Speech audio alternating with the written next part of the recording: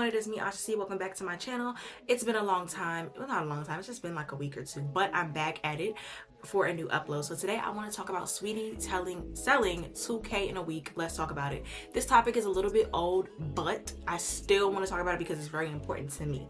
So let's get into it. So a little bit about Saweetie. She is a Bay Area rapper from California. She's best known for her song Icy Girl, which back in 2018, which was really like how we got introduced to her, little Icy Girl freestyles. Then after that, she released a single like My Type, and then she had a song called Best Friend with Doja Cat, which was amazing. Now, I feel like her social media presence is what really propelled her into the music industry.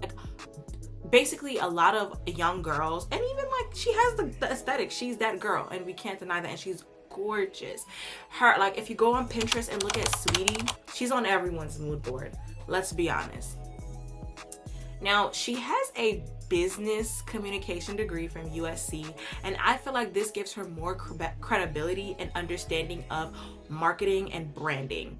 And so, along with her creativity, she's made reels like the Birkin Brats and little just series, and through all the sponsorship that she creates, she always has some sort of creative video, graphic, something on social media that will she's essentially like a brand ambassador to a lot of brands.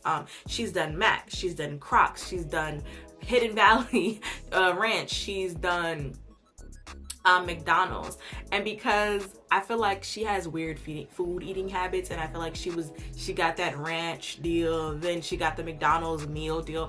That is a big thing, and in my opinion, the reason why Saweetie allegedly sold 2K is because she poured more into the marketing aspect than she did the actual music and the talent aspect. In many scenarios, like, you could see it like, dang, they really paid attention to the marketing but not the music. So it was at one point in time where she did a Twitch performance, I'm gonna say like a year or two ago, and she performed with Doja Cat. And so her breath control and her performance was absolutely horrible. And she just was doing a series of live performances and hostings, and they were really, really, really, really, really bad. And the reason why is because she just didn't practice, and there's no artist development there. When you develop an artist, this artist goes through extensive training to work on breath control, to work on stage presence, to work on their rapping or singing ability and staying in shape.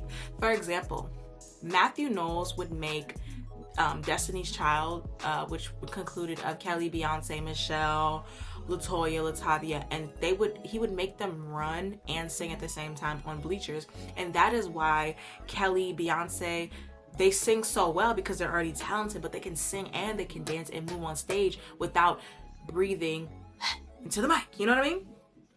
And so, circling back to Saweetie, she didn't really undergo that artist development, because she signed to Warner, and she went through all that backlash, got the artist development training, and she did like a little performance on the street and everything. You know, she paid her dues in a sense, but I just feel like it was too late at that point. Like, you're kind of really established and you're so deep into the game that, I don't know, once you do one bad performance, the girls are not gonna let up. So Saweetie is not the best rapper, we know that, but that's not something that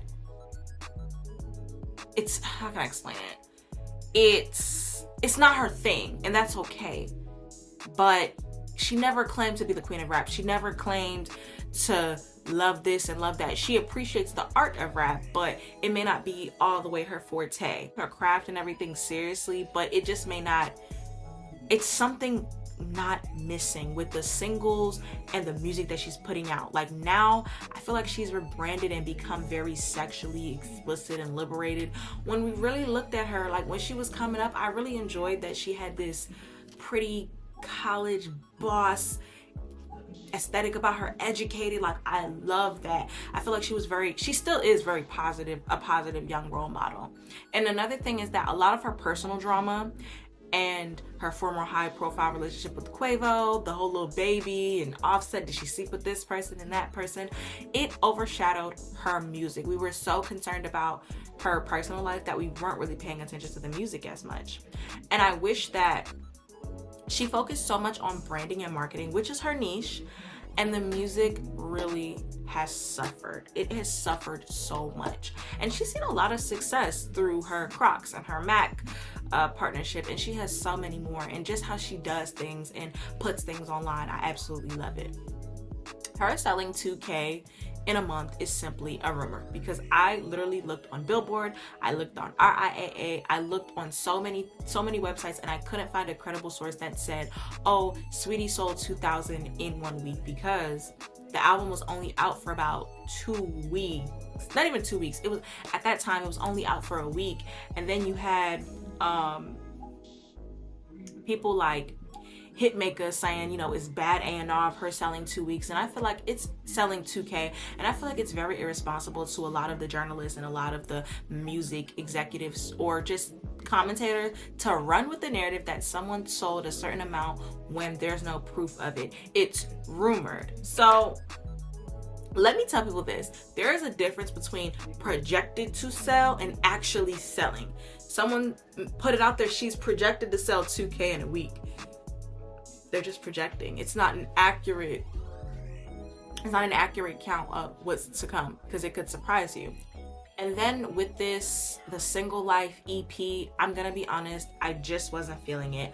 I have been a fan of Saweetie since about 2018 with her